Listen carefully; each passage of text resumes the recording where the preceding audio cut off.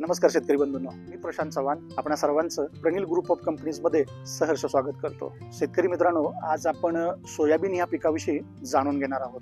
सोयाबीनच्या पहिल्या फवारणीविषयी। सध्या मराठवाड्यामध्ये आणि विदर्भामध्ये सोयाबीनची बऱ्यापैकी पेरणी झालेली आहे आणि पावसाने ओढ दिल्यामुळे सध्या कोळपणी चालू झालेली आहे। आता 15 ते 20 दिवसांचं ज्यांचं सोयाबीन आहे त्यांना पहिली फवारणी घेण्याची गरज आहे।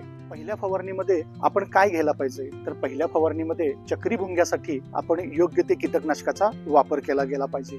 या वेळेमध्ये चक्री भुंग्याचा प्रादुर्भाव होण्याची शक्यता सगळ्यात जास्त असते। त्यानंतर पिकाची योग्य वाढ होण्यासाठी, फुटवे होण्यासाठी, सोयाबीनवरती आलेला पिवळेपणा कमी होण्यासाठी, तसेच तणनाशकाच्या जर वापरामुळे सोयाबीन पीक दबलं गेलं असेल तर योग्य वाढ होण्यासाठी तुम्हाला प्रणील ॲग्रीचं पामेला हे उत्पादन वापरायचं आहे। पामेलामध्ये सीवीड आहे की जे तुमच्या पिकांना योग्य ते पोषण देईल आणि पिकाची वाढ जोमदार करून घेईल। तसेच या फवारणीमध्ये प्रणील ॲग्रीचं फायटर हे बुरशीनाशक आपल्याला वापरायचं आहे। या उत्पादनामुळे आपल्या पिकावरती येणारा करपा आणि तांबेरा या रोगाचा प्रादुर्भाव आपण कमी करून घेऊ शकतो। शेतकरी मित्रांनो, आमच्या या उत्पादनांविषयी अधिक जाणून घेण्यासाठी तुम्ही खाली दिलेल्या नंबरवरती आम्हाला कॉन्टॅक्ट करू शकता किंवा www.pranilagri.com या आमच्या वेबसाईटला व्हिजिट करू शकता।